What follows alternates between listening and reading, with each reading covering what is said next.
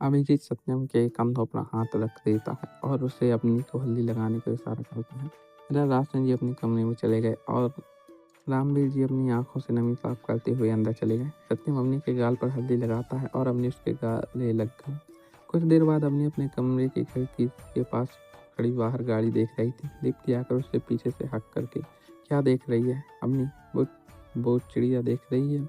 कैसे इस पेड़ पर बैठी है, मगर थोड़ी देर में कहीं और ठिकाना बना लेगी वो। हाँ, इनका काम यही है। आज इनका ठिकाना यहाँ तो कल कहीं और। अवनी, हम लड़कियां भी कुछ ऐसी हैं ना। बचपन में जिस परिवार में परिवार को अपना मानते हैं, एक दिन हमें पता चलता है ये तो अपना ही नहीं है। हमारा अपना घर, अपना परिवार तो कहीं और है, और फिर पूरी ज़िंदगी वहाँ खुद को इस बात पर यकीन दिलाने में गुजर जाती है कि क्या सच है, क्या अपना है, हमारा अपना है। दीप्ति उसका चेहरा अपनी ओर करके, क्या बात है आयु, आज ऐसी बातें क्यों? अपनी दीप्ति, मुझसे कहा गया कि अब मेरा घर वो है जहाँ मेरा पति होगा। वहाँ मैं अपनी मर्जी से खुलकर जी सकती हूँ। पर कई सालों से देख रही हूँ चाची, भाभी, माँ, उनका घर तो ये है ना, फिर भी कहाँ ये खुलकर जी पाती हैं। आज सत्यम भाई की दादू से बहस हो गई और उन्हें घर से निकल जाने का आदेश सुना दिया। ठीक है, भाई की गलती रही, पर साथ में भाभी को भी सजा सुना दी गई। उनका क्या कसूर था? दीप्ति उसे लाकर बेड पर बैठाती है और उसका हाथ अपने हाथों में लेकर, क्योंकि एक स्त्री है जिसे हर बार बिना कसूर सजा दी जाती है, और कभी परिवार के नाम पर तो कभी प्यार के नाम पर चुपचाप सह लेती है। इसलिए ये शक्ति महादेव ने सिर्फ उन्हें ही दी है। वो हर परिवेश में अपने खुद को ढाल लेती हूँ। तो ज़्यादा मत सोच। अपनी हल्के से मुस्कुरा देती है दीप्ति। आयु, एक बात पूछूं, तू इस शादी से खुश नहीं है ना? अवनी, राजीव जी अच्छे इंसान है दीप्ति। अच्छे तो माली काका भी हैं, तो क्या उनसे भी शादी कर लेगी? अवनी हंस देती है। दीप्ति हंसकर, मुझे बहलाने की मत सोचना। तेरा चेहरा पढ़ सकती हूँ, तू खुश नहीं है। मैं दुखी भी नहीं हूँ। जो हो रहा है शायद यही मेरी नियति है। अब महादेव ने जो फैसला लिया है, मेरी जिंदगी का अच्छा ही लिया होगा। अवनी ने मुस्कुरा कर कहा तो दीप्ति हल्के से मुस्कुरा दी और फिर अवनी को गले लगा लिया। अपनी मेरी छोड़, तूने बताया नहीं तेरी बात कहाँ तक पहुँची? दीप्ति, कहीं नहीं। उस लकड़बग्घे सी शक्ल मुझे बिल्कुल नहीं पसंद। अवनी हंसते हुए, दीप्ति तू भी ना, फोटो देखी मैंने, इतना भी बुरा नहीं है। दीप्ति, मुझे नहीं पता, पर मुझे पसंद नहीं। अवनी, पर वो तो तुझे पसंद करता है, बताया था भावना ने। ये बता, दोबारा मिली क्या उससे? दोबारा आया था घर पर, माँ को पता नहीं कैसे इम्प्रेस कर लिया, तो वो उसे दामाद बनाने के सपने देखने लगी हैं। अरे तो होगा वो अच्छा, तू सोच कर तो देख। भावना भी तारीफ कर रही थी, और एक तू है, आखिर क्या खराबी लगी तुझे? दीप्ति, जरूरत से ज्यादा स्वीट है, और ऐसे लोगों के अंदर कूट कूट कर मक्कारी भरी होती है। अवनी, दीप्ति, हो सकता है उसका स्वभाव ही ऐसा हो, तू ही कुछ ज्यादा सोच रही है। एक लड़की के सर पर उसके पिता का साया ना हो, तो तू उसे कोई भी काम करने से पहले या कोई भी फैसला लेने से पहले 10 बार सोचना होता है। कहीं अगर उसका फैसला गलत हुआ तो उसे संभालने वाला कोई नहीं होगा। छोड़ ये सब, चलती हूँ, माँ इंतजार कर रही होगी, कल मिलती हूँ, तो उससे ध्यान रखना अपना। अवनी के साइड हक करके वो चली जाती है। दीप्ति अपने घर पहुंचकर डोर नॉक करती है। थोड़ी देर बाद दरवाजा खुलता है तो वहां से साहिल को देख दीप्ति चौंक गई। तुम? हाँ मैं। अब दरवाजे पर ही खड़ी रहना है या अंदर भी आना है? आपका ही घर है, साहिल मुस्कुरा कर बोला। दीप्ति उसे घूर कर देखती है और धक्का देकर अंदर आ गई। साहिल मुस्कुराती है, बाप रे, पूरी ज्वालामुखी हूँ। वो दरवाजा बंद करके उसके पीछे आ गया। माँ, ये यहाँ क्यों आए हैं? दीप्ति ने गुस्से से माँ से कहा। सीधे पूछ लेती, मैं क्या जवाब नहीं देता आपको? साहिल ने कहा। अच्छा, तो आप ही बताएं कि आप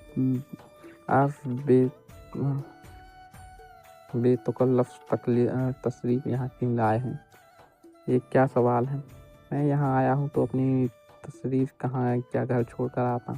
साहिल ने मुस्कुराते हुए कहा तो दीप्ति ने उसे गुस्से से घूरते हुए कहा, एकदम वाहियात जोक था। अगली बार अच्छी वाली सीख कर आऊँगा, प्रॉमिस। वैसे आप अपनी सहेली के फंक्शन में थक कर लौटी होंगी, तो मोहतरमा क्या लेंगी आप? कोई चाय कॉफ़ी लाऊं आपके लिए? साहिल ने कहा तो दीप्ति उसे हैरानी से देखते हुए बोली, एक्सक्यूज मी, आपकी जानकारी के लिए बता दें कि ये मेरा घर है और आप इस घर में बिन बुलाए मेहमान हैं, तो ज़्यादा फिक्र करने की कोशिश मत कीजिए। दीप्ति, ये क्या बदतमीजी है? घर आए मेहमान से ऐसे कोई बात करता है? दीप्ति की माँ ने कहा। हाँ तो इनसे कहिए ना कि मेहमान की तरह ही रहें, घर का सदस्य बनने की कोशिश ना करें। और जब मैंने एक बार कह दिया कि मुझे इनसे शादी नहीं करनी तो बार बार मुंह उठाकर यहाँ क्यों चले आते हैं। दीप्ति की बात सुन उनकी माँ कुछ कहती उससे पहले ही साहिल बोल पड़ा, ये क्या कह रही हैं आप? मैं मुंह उठाकर नहीं आया, वो तो परमानेंट फिट है बॉडी के साथ। देखिए आप, मैं चाय पी लूँगा, अगर हो सके तो कुछ खाने को ले आइए। दीप्ति हैरानी से देखती है, वो आगे बोला, इतनी इतनी हैरान क्यों हो रही हैं? अब मेहमान को चाय तो पिला ही सकती हूँ। क्यों माँ जी, क्यों नहीं? दीप्ति चाय बना लो। दीप्ति को तो गुस्सा आ रहा था पर अपनी माँ की वजह से वो उठ कर चली गई। वो किचन में जाकर चाय बनाते हुए वो बनाने लगी। एक नमक का चिपकू गम है, एक बार कह दिया फिर भी बात समझ में नहीं आता। पता नहीं क्या समझता है अपने आप को। औरत में ऐसे फरमा रहा है जैसे कहीं का राजकुमार है। और माँ, उन्हें भी पता नहीं क्या दिख गया इसमें। चाय बना दो। दस साहिल की नज़र किचन की तरफ गई थी। वो कुछ सोचते हुए बोला, माँ जी पानी चाहिए था, मैं लेकर आती। नहीं आज क्यों परेशान हो रही, मैं खुद से ले लेता हूँ। दीप्ति की माँ मुस्कुरा कर कहा तो साहिल उठकर किचन की ओर आया जहाँ दीप्ति उसे कोस रही थी। एक तरफ तो कहती कि पसंद नहीं करती और दूसरी तरफ खुद ही मेरी बात में कर रही थी। दीप्ति चौंकर उसकी तरफ देखती है। पानी चाहिए था। दीप्ति चिढ़कर उसकी ओर पानी का गिलास बढ़ा देती है। साहिल जानबूझकर गिलास के साथ साथ उसका हाथ भी पकड़ लेता है। दीप्ति ये देखकर पानी का गिलास उसके चेहरे पर उछाल देती है। साहिल की मुस्कान फीकी पड़ गई। वह हैरानी से उसकी तरफ देखता है। आग के साथ छेड़खानी करना खतरनाक होता है, आइंदा ऐसी हरकत बर्दाश्त नहीं करूँगी। दीप्ति ने सोचा था कि वो नाराज होगा पर वो मुस्कुराते देख बहुत हैरान हुई। साहिल अपना चेहरा साफ करते हुए बोला, आपका ये अंदाज बहुत पसंद आया मुझे। वैसे तो बहुत सी मिल जाएंगी पर मुझे आपकी नाक को हाँ में बदलने में बहुत मज़ा ही कुछ और होगा। क्या कहती हैं आप? वो दीप्ति करीब आते हुए बोला तो दीप्ति तुरंत वहाँ से चाकू को उठा लिया और देखते हुए बोली, दूर रहना मुझसे वरना चाकू से वार करेंगी ना। ये नहीं कर सकती। कोई भी लड़की अपने होने वाले पति को नुकसान नहीं पहुंचाएगी। साहिल ने मुस्कुराते हुए कहा, वरना मैं कर सकती हूँ। अच्छा तो कीजिए। साहिल ने अपना हाथ आगे करते हुए कहा। दीप्ति ने तुरंत उसकी हथेली पर वार कर दिया। साहिल की उम्मीद नहीं थी कि उसके मुंह से आह निकल गई। जैसे सुन दीप्ति की माँ वहां आ गई और साहिल का हाथ देखकर, हे भगवान, कौन ये चोट कैसे लगी? साहिल दीप्ति को देखते हुए तेज धार चाकू को छू लिया तो जख्म दे गई। दीप्ति से घूर कर देखती है। देख क्या रही है, जल्दी से दवाई लेकर आ। माँ ने दीप्ति से कहा और साहिल को बाहर जाने के लिए कहा। दीप्ति दवाई लेकर का डब्बा लेकर अपनी माँ की तरफ बढ़ा दिया। अरे मुझे क्या दे रही है, मुझे नहीं समझ आता। तो दे दीजिए, खुद कर लेंगे मरहम पट्टी। दीप्ति, क्या तरीका है ये? उन्हें चोट लगी है, तू बहस किए जा रही है, चुपचाप से पट्टी कर दी। दीप्ति से घूर कर देखती है, फिर उसके पास बैठकर उसके जख्म साफ करने लगी। अजीब बात है ना, जख्मी खुद देती हूँ मरहम भी खुद लगाती हूँ। साहिल ने मुस्कुराकर फुसफुसाते हुए कहा तो दीप्ति ने उसकी चोट को अपने नाखून से चबा दी। आउच लग रही है, साहिल ने कहा तो दीप्ति की माँ ने उससे कहा, क्या हुआ बेटा? कुछ नहीं माँ, दवाई की जलन सह नहीं पाए। क्यों क्यों मिस्टर खतरों के खिलाड़ी, सही कहा ना मैंने? जी बिल्कुल सही कहा आपने मिस खतरा। अपनी हद में रहें जनाब, वरना आपकी सेहत पर बहुत बुरा असर पड़ सकता है। असर तो पड़ चुका है, अब अच्छा या बुरा ये तो आने वाला समय तय करेगा। वैसे लगा नहीं था कि आप सच में चला देंगे। प्यार के बदले ये इनाम कौन देता है? बहुत जालिम है आप। साहिल ने धीरे से कहा तो दीप्ति टिया मुस्कुरा कर रह गई और पट्टी कर उठने लगी। माँ जी, आपने क्या बचपन में नीम के पकौड़े खिलाती थी? जब देखो कड़वा ही बोलते हैं। साहिल ने दीप्ति की माँ को कहा तो वो हंस दी।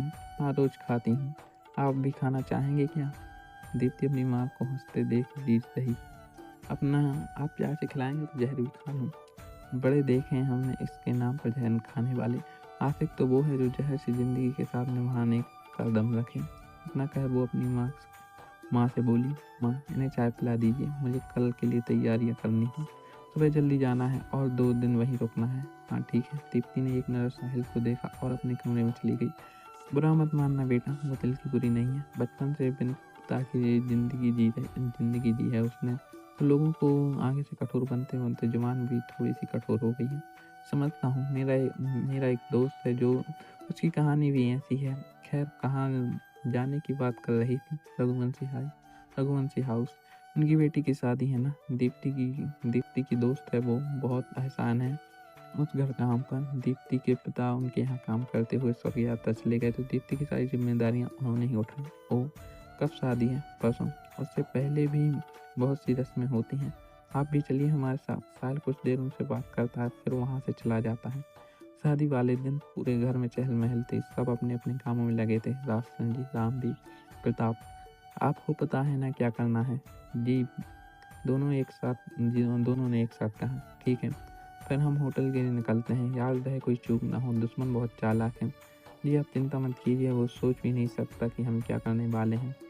रामवीर जी ने कहा। राजन जी अपनी के कमरे में आए, वो तैयार होकर बैठी थी। राजन जी ने उसके हाथ फेर कर कहा, बहुत प्यारी लग रही हो। अपनी मुस्कुरा देती है। राजन जी, घूंघट ओढ़ लो और चलो, समय हो गया है। राजन बहू, सबको लेकर बाहर चलिए, हम अपनी पत्नी को लेकर आते हैं। साधना मुस्कुराकर सबके साथ बाहर चली गई। थोड़ी देर बाद अपनी घूंघट ओढ़े राजन जी के साथ बाहर आती है। फिर वो दोनों एक गाड़ी में बैठते हैं। फिर सारी गाड़ियाँ एक सीधे से घर से निकल गईं। उनके पहुंचने के थोड़ी देर बाद ही बारात का आगमन होता है। यहीं पर हमारी कहानी के इस भाग का अंत होता है। अगर आप लोग को हमारी कहानी अच्छी लग रही है तो वीडियो को लाइक करके चैनल को सब्सक्राइब करें। मिलते हैं नेक्स्ट वीडियो में।